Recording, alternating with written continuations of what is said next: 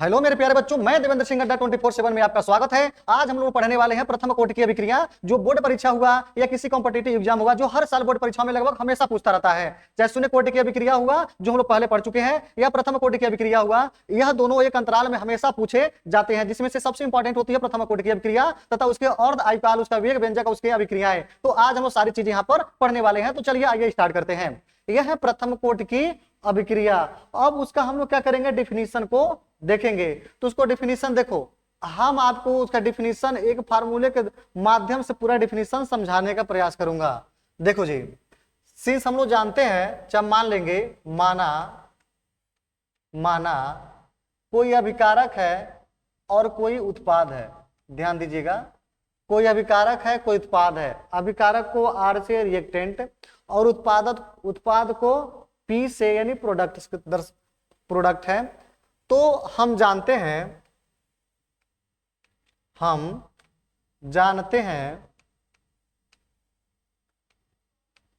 क्या जानते हैं, अभिक्रिया का वेग बराबर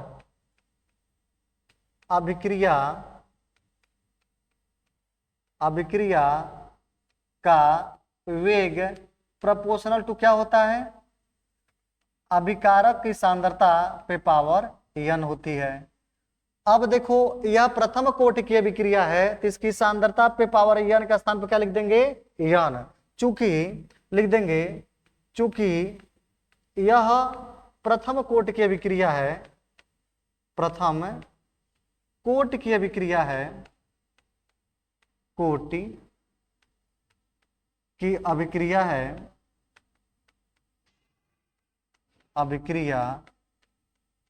है, इसलिए n बराबर क्या हो जाएगा, 1 हो जाएगा। अब देखो, तो अभिक्रिया का वेग बराबर हो जाएगा, चाहे प्रोपोर्शनल का चिन्ह हो जाएगा, अभिक्रिया का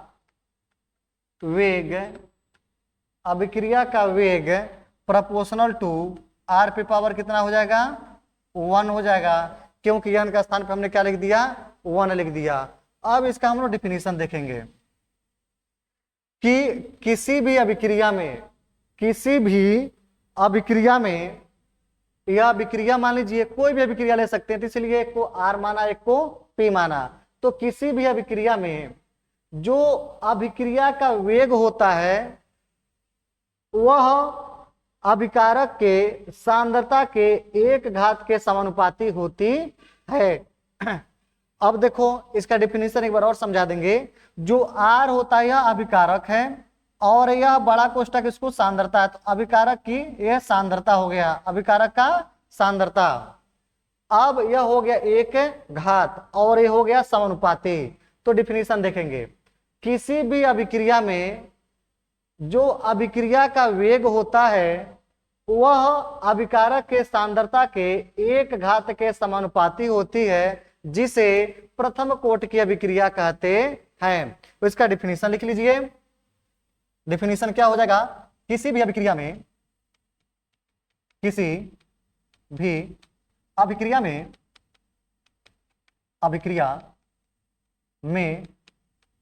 जो अभिक्रिया का वेग होता है, जो अभिक्रिया का वेग होता है वह अभिकारक के सांद्रता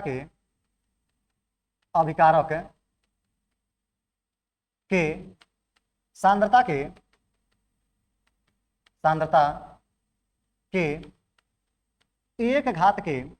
1 घात के समानुपाती होता है। जो ऐसे चिन्ह होता है उसको समानुपाती से दर्शाते हैं। समानुपाती मतलब ये अपान में नहीं है, समानुपाती होता है। समझ में आ रही बातें, होता है। इसका डिफिनीशन तो हम पहले बता चुके हैं, यह इसका डिफिनीशन हो गया।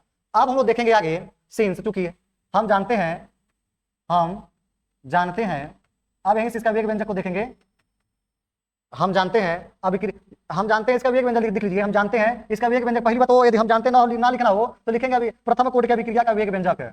प्रथम क्या लिख देंगे मेरे दोस्त, प्रथम कोटि, चाहे अगले पेज पर लिख लो बेटर होगा। अब क्या करेंगे, अगले पेज पर हम लिख देंगे कि इसका वेग व्यंजक को कैसे जानेंगे, ध्यान देंगे। तो अगले पेज पर लिखेंगे इसके यानी प्रथम कोटि की अभिक्रिया के, प्रथम कोटि के कोटि की अभिक्रिया का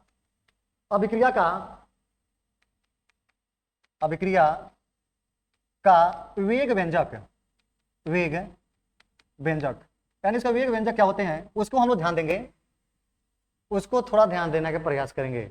देखो माना अभिक्रिया क्या माने थे मेरे दोस्त, माना अभिक्रिया को हमने क्या लिया था, अभिक्रिया को लिया था R gives to P, R gives to P। बातें समझ में आ रही है, R gives to P को हमने माना था। अब ध्यान दो, हम जानते क्या है, हम जानते हैं क्या मेरे दोस्त जानते हैं, अभिक्रिया का वेग बराबर अभिक्रिया का वेग प्रोपोर्शनल टू क्या था, R पे पावर 1 था, क्योंकि प्रथम कोटि की अभिक्रिया है, यही था ना, R पे पावर 1 था। चाहे वो n ले लीजिए या नहीं ले लीजिए, यहाँ पे चाहे तो n ले लो, बेटर होगा इसके लिए भी, n मान लो। चूंकि यह प्रथम कोटि की अभिक्रिया है, लिख लो, चूंकि यह प्रथम कोटि की अभिक्रिया है, यह प्रथम कोटि है, प्रथम कोटि है, तो n बराबर क्या हो जाएगा, 1 हो जाएगा। अतः अभिक्रिया का वेग बराबर हो जाएगा, अभिक्रिया का वेग, देखो अभिक्रिया का वेग प्रोपोर्शनल का चिन्ह हटा के क्या लिख देंगे, बराबर हाथ लगा देंगे, और के प्रोपोर्शनल का जैसे चिन्ह हटाते हैं, समानुपाती का जैसे चिन्ह हटाते हैं, कोई कांस्टेंट आता है उसको मान लेते हैं के। अब R पे पावर क्या है, 1 हो जाएगा, n बराबर 1 लिया था। अब यहाँ आगे देखेंगे, देख मेरे दोस्त है, अभिक्रिया का वेग किसके सापेक्ष अभिक्रिया हो रही है, समय के ना, और समय के साथ अभिक्रिया हो रही है। अब देखो किसके सापेक्ष हो रही है, अभिकारक के सापेक्ष हो रही है ना, समय के साथ अभिकारक का ना अभिक्रिया हो रही है। तो देखो d अपान अभिक्रिया का वेग बराबर हो रहा है d अपान dt, और किसके सापेक्ष, r के सापेक्ष हो रहा है, इक्वल टू के, r पे पावर 1 है तो r ही रहने दीजिए। अब सांद्रता को हटा दीजिए, डिफिनीशन तो हमारा है नहीं। अब देख मेरे दोस्त, अब इसमें वो क्या करते हैं कि यह और यह किस में है, अवकलन के फॉर्म में है, तो समाकलन कर देंगे तो दोनों फॉर्म खत्म हो जाएगा ना। देखो अवकलन को समाप्त करने के लिए समाकलन करते हैं, समाकलन को समाप्त करने के लिए अवकलन करते हैं। तो देखो dr अपन dt, तो dr अपन dt का कोई समाकलन नहीं होता है, यदि dr है तो इसके नीचे r लगा दीजिए, dt को उधर कर लीजिए। अब दूसरी बात है, जो यह dr अपन dt है, यह किस में होता है, माइनस में होता है। इसका रीजन क्या होता है मेरे दोस्त, इसका रीजन होता है, मान लीजिए कोई अभिकारक है, कोई उत्पाद है, यदि मान लीजिए अभिकारक कोई r कोई जो है 10 हो, तो शुरुआत में उत्पाद बनता है, नहीं बनता है, तो उत्पाद क्या रहेगा, 0। लेकिन कुछ समय के बाद यदि अभिक्रिया करा दें तो यह 8 हो जाए, तो ये क्या हो जाएगा, उत्पाद में 2 हो जाएगा। यदि मान लीजिए 6 हो जाए तो उत्पाद क्या हो जाएगा, 4 हो गया। तो देख रहे हैं समय के अनुसार जो अभिकारक है वह कम होता जा रहा है। जब कम होता जा रहा है तो इसीलिए यह माइनस का प्रयोग हो गया, इसलिए यहां पर हम क्या कर देंगे, माइनस का यूज कर लेते हैं। तो इसलिए माइनस dr अपन dt। अब क्या कर देंगे, दोनों पक्षों का समाकलन करने पर यहां लिख देंगे दोनों पक्षों का, दोनों पक्षों का समाकलन करने पर जब समाकलन करेंगे मेरे दोस्त, तो डी टी को उधर भेज दीजिए, तो हो जाएगा माइनस डी आर, तो यहाँ लिख देंगे minus D R upon R को इधर कर लीजिए, आर समाकलन कर दो इक्वल टू, देखिएगा पूरा थोड़ा सा अजीब, बहुत अजीब लग रहा है देखने में, साइज कर लेते हैं। डी टी को उधर भेज दो, माइनस को इधर भेज दो, समाकलन करेंगे तो समाकलन डी आर अपान आर को इधर कर लीजिए, आर इक्वल टू, यह के हो जाएगा, माइनस उधर जाएगा तो माइनस के, और यह क्या हो जाएगा, मल्टीप्लाई कर देंगे तो आर यहां से यहां चला गया, डी टी वहां भेज देंगे इक्वल टू डी टी। अब इसका कर देंगे समाकलन। और जब मेरे भाई समाकलन करते हैं तो कहां से कहां तक करते हैं उसको भी ध्यान में रखकर करते हैं। तो देखो स्टार्टिंग में यदि टी बराबर 0 समय था तो यानी अभिक्रिया जब नहीं हुआ था तो जो अभिकारक था उसको क्या मान लेंगे, R0 मान लीजिए। टी बराबर 0 समय पे जो अभिकारक था क्या था, वह R0 था। लेकिन यदि टी बराबर टी समय हो तो आर का मान क्या मान सकते हैं, RT मान लो, RT मान लीजिए।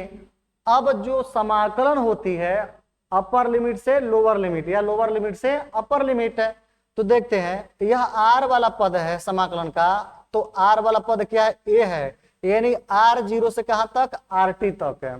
और जो समय वाला dt वाला समाकलन वाला है 0 से लेकर के t तक।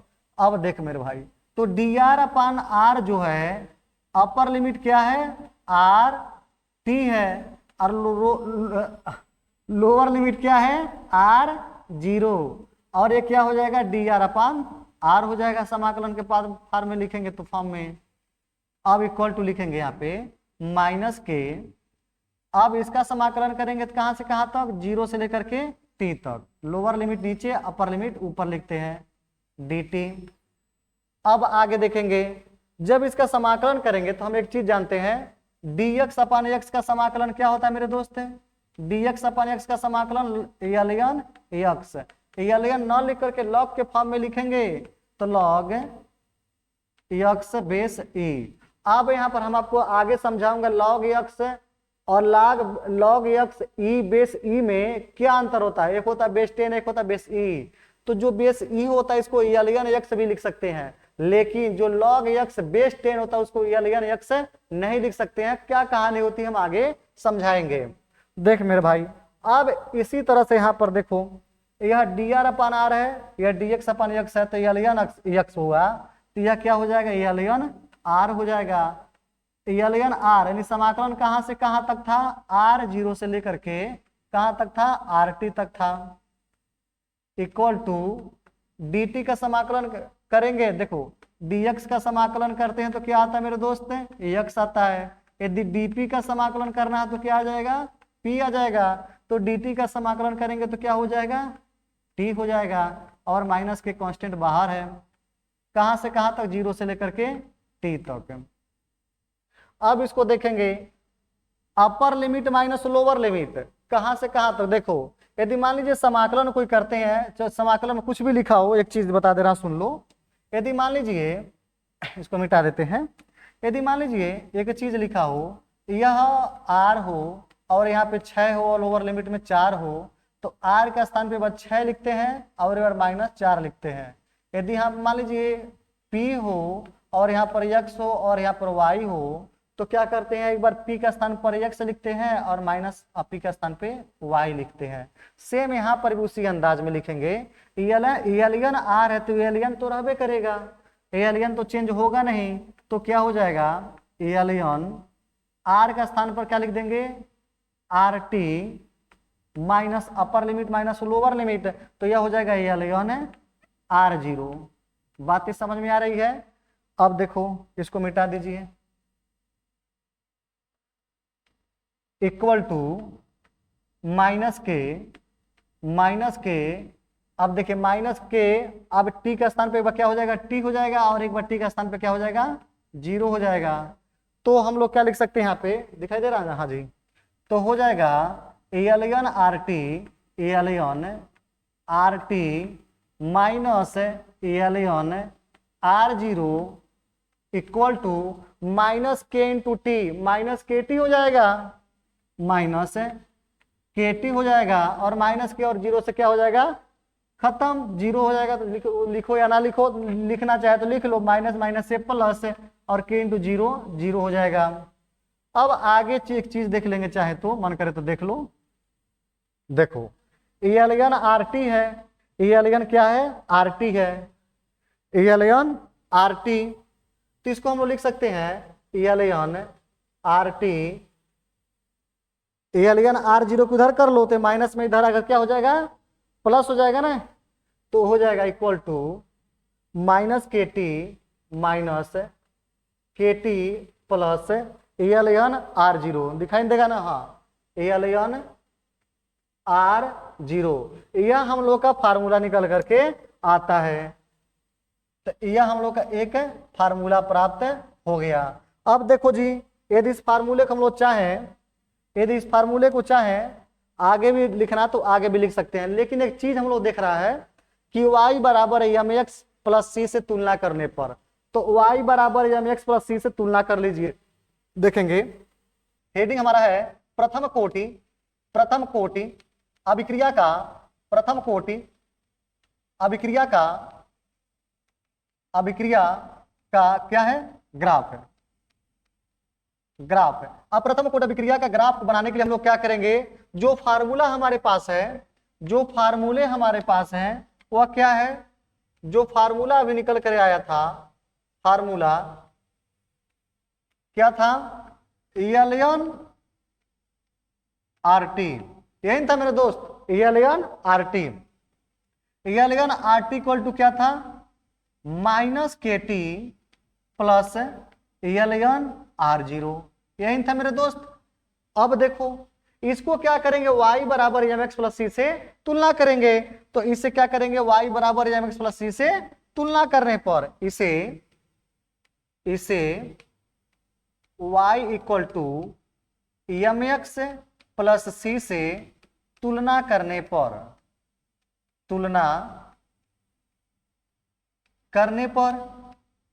जब इसे y बराबर एम एक्स प्लस सी से तुलना कर देंगे तो देखो y के स्थान पर क्या हो जाएगा, y बराबर हम लोग क्या देख लेंगे, यहाँ पे y का स्थान पर Ln RT है, और m का स्थान पर क्या है, माइनस के है, m बराबर माइनस के, और x के स्थान पर क्या है, t है, x के स्थान पे t हो जाएगा, और c के प्लेस पर Ln R0, c equal to क्या हो जाएगा, Ln R0। अब देखो, अब इसका क्या करेंगे, ग्राफ बनाएंगे। तो जो ग्राफ होता है इसका देखो, एक हमारा एक्स अक्ष और वाई अक्ष यही होते हैं जी, तो इसको हम लोग क्या मान लेते हैं, वाई अक्ष मान लेते हैं, और इसको क्या मान लेते हैं, एक्स अक्ष मान लेते हैं।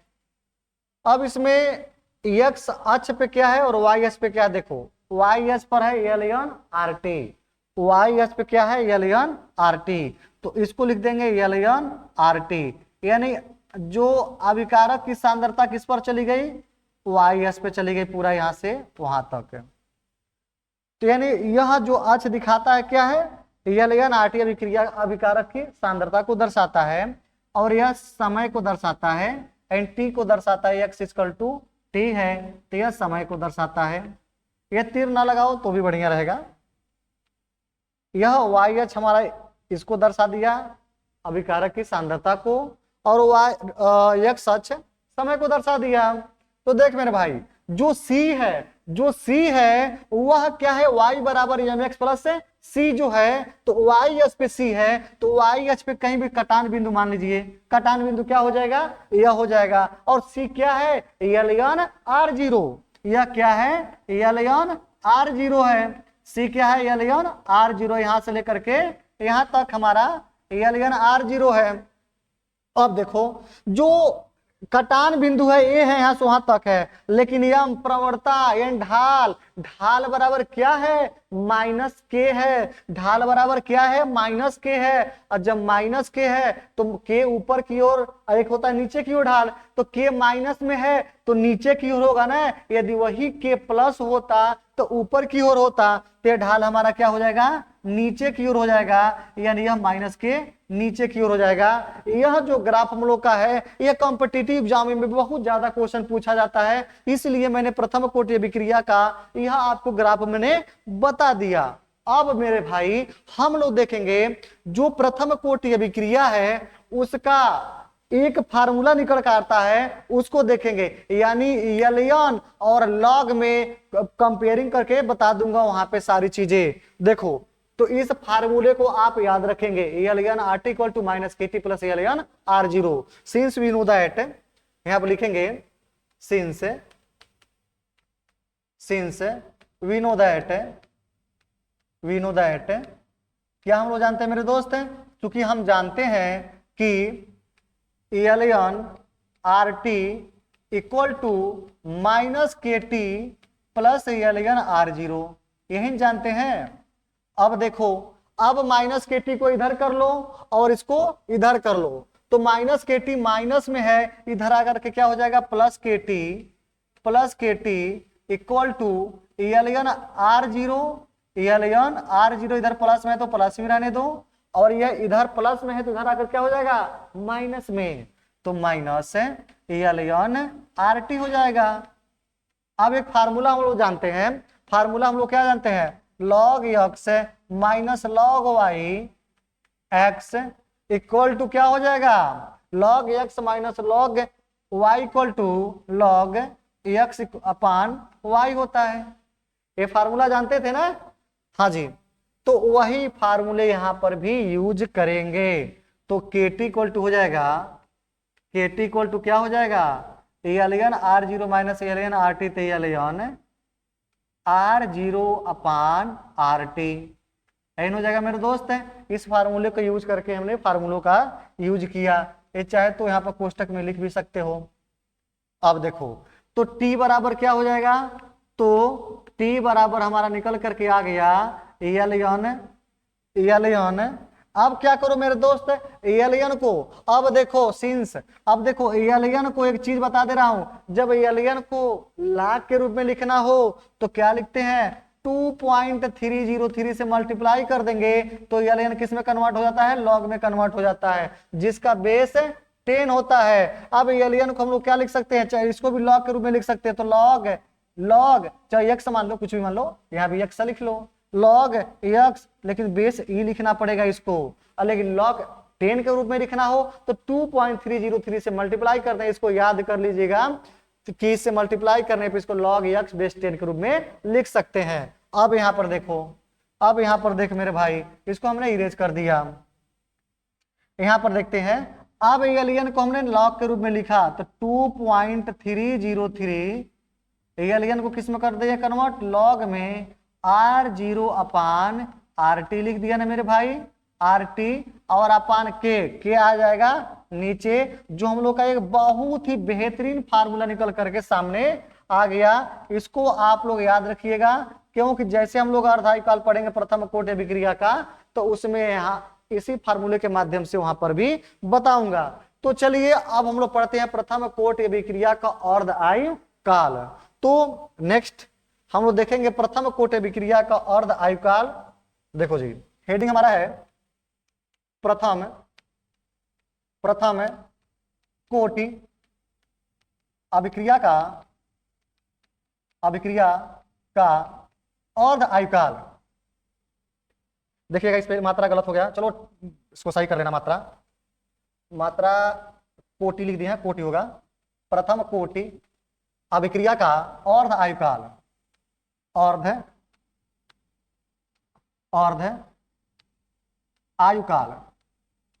आयु काल। जब प्रथम कोटि अभिक्रिया का अर्ध आयु काल देखेंगे तो देख मेरे दोस्त, प्रथम कोटि अभिक्रिया का अर्ध आयु काल। अब सबसे बड़ी बात भाई, अर्ध आयु काल होता क्या है, देख भाई आपकी उम्र 100 साल है तो अर्ध आयु काल मतलब 50 साल, आपकी उम्र यदि 25 साल है तो उसका अर्ध आयु कितना हो जाएगा 12.5। यदि आप 200 साल के हैं तो उसका आपका अर्ध आयु यानी आधी आयु 100 साल है। सेम वहां पर भी, तो स्टार्टिंग में हमारे पास जो स्टार्टिंग का जो समय था, हमारे पास क्या था कि जो हम लोग का स्टार्टिंग का समय था तो t बराबर 0 समय पे r का मान क्या था, r0 था। लेकिन तो अब क्या होगा, t बराबर t हाफ समय पर आधा उम्र बीत गई, आधा उम्र बीत गई, वहां है t हाफ। तो r t हो समय हो चुका था आर टी, तो आर टी कितना बचेगा, r0 का कितना, आधा। यानी शुरुआत में अभिकारक कितना था, r0 था ना, r0 था। तो अब आधा आधा समय बीतने के बाद कितना बचेगा, r0/2 बचेगा। यही होगा जी। अब देखो तो इसका डिफिनीशन निकालने का कैसे, इसका डिफिनीशन क्या होगा, देखो वह समय जिसमें अभिकारक की सांद्रता, वह समय जिसमें अभिकारक की सांद्रता अपने अपने प्रारंभिक सांद्रता की आधी हो जाती है, तो उसे ही हम लोग क्या कहते हैं, अर्ध आयुकाल कहते हैं। वन संकेत देख लेते हैं, वह समय जिसमें अभिकारक की जो सांद्रता होती है अपनी प्रारंभिक सांद्रता की आधी हो जाती है, तो उसे ही हम लोग क्या कहते हैं, अर्ध आयुकाल कहते हैं। इसे टी हाफ से प्रदर्शित करते हैं। तो चलिए उसका हम लोग डिफिनीशन लिखते हैं। चलिए मेरे दोस्त इसका डिफिनीशन लिखते हैं कि वह समय देखो बहुत बढ़िया चीज है, बहुत ज्यादा बोर्ड परीक्षा में पूछा जाता है। वह समय जिसमें अभिकारक की सांद्रता अभिकारक की सांद्रता अपनी सांद्रता की अपनी प्रारंभिक याद रखिएगा मेरे दोस्त डिफिनीशन को, या लिखते हुए चलिए, प्रारंभिक सांद्रता की आधी रह जाती है,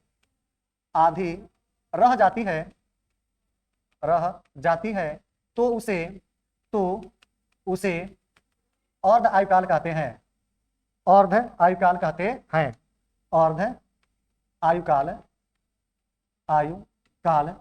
हैं। देखो कहने हुए गलत हो गया ना, पूरा मिटा दो, अर्ध आयुकाल कहते हैं। अब मेरे दोस्त इसका क्या करो, इसे टी हाफ से प्रदर्शित करते हैं, इसे टी हाफ से प्रदर्शित करते हैं। ये बातें समझ में आ गई, ये आप डिफिनीशन इसको नोट डाउन कर लीजिएगा या स्क्रीनशॉट ले लीजिए। अब देखिए मेरे दोस्त अब क्या करते हैं कि जो सिंस वी नो दैट, अब हम लोग फार्मूला जो जानते हैं उसको हम लोग यहाँ पर लिखेंगे कि ताकि प्रारंभिक और जो उसका प्रारंभिक सांद्रता की जो अर्धायुकाल निकालते हैं, कैसे निकालते हैं उसको जान जाएंगे। Now since we know that, since चूंकि हम जानते हैं, since we know that,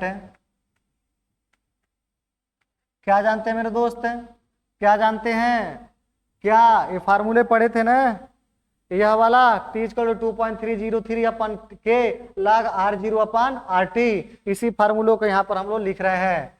t = क्या था, 2.303 अपन के log r0/rt। देखिएगा यहाँ पर बेस 10 भी लिख सकते हैं, या लिखो या ना लिखो कोई मतलब नहीं रहता है। तो हम लोग इसको लिखने से पहले हम लोग जानते हैं यह क्या है, अर्ध आयुकाल है। यह अर्ध आयुकाल के लिए है, अर्ध आयुकाल के लिए है, आयुकाल के लिए है।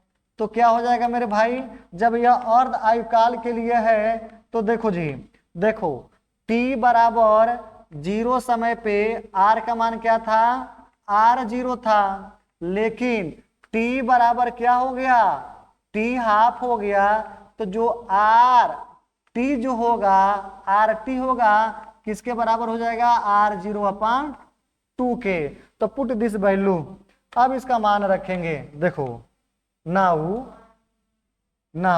अब क्या हो जाएगा, देखो अब क्या हो जाएगा, t का स्थान पर t हाफ लिख देंगे और 2.303 तो रहबा करेगा, और k तो वही रहेगा मेरे दोस्त है, log r0 तो वही रहेगा, लेकिन rt का स्थान पर क्या लिख देंगे, rt का स्थान पर r0/2 लिख देंगे। देखो तो t बराबर क्या, t का स्थान पर क्या लिख देंगे, t हाफ = 2.303 अपान के लॉग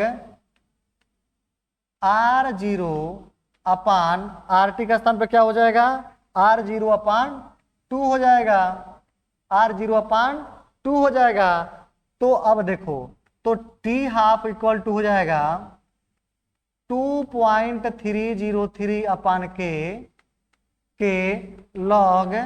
अब देखो R0 से R0 क्या हो जाएगा, यह कैंसिल हो जाएगा, दोनों कैंसिल हो जाएगा, तो बच जाएगा 2 बच जाएगा। और जब 2 बच जाएगा तो T हाफ इक्वल टू हो जाएगा, T हाफ इक्वल टू हो जाएगा 2.303 अपान के लॉग 2 का मान कितना होता है, लॉग 2 का मान तो होता है 0.0.301, 301, लेकिन 301 बोलेंगे नहीं, दशमलव के बाद जो होते हैं 301 कहते हैं। और इसका जब मल्टीप्लाई करते हैं तो आ जाता आपका आंसर, एक ही चीज आती है 0.693 अपान के। यही हमारा फार्मूला होता है। इसी फार्मूले को आप याद रख लीजिएगा जब न्यूमेरिकल लगवाया जाएगा, जब वो आगे हम कोर्स को लंबा करके पढ़ाएंगे एक एक करके टॉपिक, तो वहां पर सारी चीजें बताऊंगा। अब देख मेरे दोस्त, इसके कुछ अभिक्रियाएं जो होती हैं प्रथम कोटि के, उसके कुछ अभिक्रियाओं को हम लोग यहाँ पर नोट डाउन करेंगे, लिखेंगे। देखो जी, यहाँ पर हेडिंग डाल लीजिएगा प्रथम कोटि अभिक्रिया के कुछ अभिक्रियाएं, यानी प्रथम कोटि के लिख सकते हैं यहाँ पे प्रथम कोटि की कुछ अभिक्रियाएं, कोटि की कुछ अभिक्रियाएं, अब इस प्रथम कोटि की कुछ अभिक्रियाएं कौन कौन है, ये क्या लिखा गया भाई, क्रियाएं, अभिक्रियाएं। अब देखो मेरे भाई, तो पहला हमारा देखो, जो बोर्ड परीक्षा में सबसे अधिक क्वेश्चन पूछा जाता है उसी रिएक्शन को हम यहाँ पे लिखेंगे। 3 रिएक्शन है, बहुत ज्यादा क्वेश्चन पूछे जाते हैं, उसी रिएक्शन को हम लिखेंगे। तो हम लोग का पहला रिएक्शन है जो एथिल एसीटेट है। एथिल एसीटेट का सूत्र क्या होता है, CH3, पेन चेंज कर लेते हैं, CH3 देख मेरे भाई, CH3 COO C2H5, यह एथिल एसीटेट होता है। जब इसको जल के साथ अभिक्रिया कराते हैं तो बन जाता है, बनेगा कैसे, जल का सूत्र क्या होता है, H आयन और OH आयन, यही होता है जी। तो C2H5 OH के साथ मिलकर एथिल एल्कोहल बना लेता है, और CH3 COO मिलकर के H के साथ एसिटिक अम्ल बना लेता है। तो हो जाएगा CH3 COOH प्लस C2H5OH। यह प्रथम कोटि की अभिक्रिया होती है, क्योंकि जो यह जल होता है यह अभिक्रिया में उतना बढ़िया से पार्टिसिपेट नहीं करता है, मेन यही होता है। दूसरा देखो जी, जो सेकेंड होता है उसको हम लोग देख लेते हैं। दूसरा देखो पॉइंट, अब देखो ये हो गया। अब सुक्रोज का सूत्र क्या होता है, C12H22 O11 यानी C12H22O11। इसको जब जल के साथ अभिक्रित करते हैं तो फिर से वो क्या हो जाता है, ग्लूकोज और फ्रक्टोज में टूट जाता है, C6H12O6। अब इस ट्विस्ट के साथ जाइमेज के साथ अभिक्रित करते हैं, प्लस C6H12O6 यानी ग्लूकोज और फ्रक्टोज। देखने तो एक ही जैसे लग रहा है, लेकिन तो मेरे दोस्त इसमें एल्डिहाइडिक समूह एक में होता है और एक में कीटोनिक समूह होता है। जब बायोलॉजिकल चैप्टर जब पढ़ाऊंगा जैव रसायन, तो उसमें सारी चीजें बताऊंगा कि कौन ग्लूकोज होता है, कौन फ्रक्टोज, ना फ्रैंकली तोड़ तोड़ कर एक चीज बताया जाता है वहां पे। तीसरा देखेंगे हम लोग, तीसरा देख लेंगे। तीसरा हो जाएगा हमारा एक जो बहुत ज्यादा भी पूछा जाता है, डाई नाइट्रोजन पेंटा ऑक्साइड। इसको जब आप घटित करेंगे तो यह बनता है नाइट्रोजन डाइऑक्साइड में। नाइट्रोजन डाइऑक्साइड में यहाँ पे 2 नाइट्रोजन हो जाता है, 2 नाइट्रोजन, 2 दूना 4 ऑक्सीजन, 1 ऑक्सीजन और बाहर निकल जाएगा। तो 1 ऑक्सीजन को हम लोग आधा लिख देते हैं। 1 ऑक्सीजन कैसे लिख पाएंगे, O2 को आधा कर देते 1 ऑक्सीजन हो ही जाएगा। तो यह जो था वह प्रथम कोटि अभिक्रिया का रिएक्शन थे। इसके पहले हम लोग प्रथम कोटि अभिक्रिया का और आयुकाल पढ़े थे, उसके पहले प्रथम कोटि अभिक्रिया का वेग व्यंजक पढ़ा था, और उसके पहले प्रथम कोटि अभिक्रिया का डिफिनीशन पढ़ा था। आज के लिए बस इतना, मिलते हैं नेक्स्ट वीडियो में, तब तक के लिए धन्यवाद।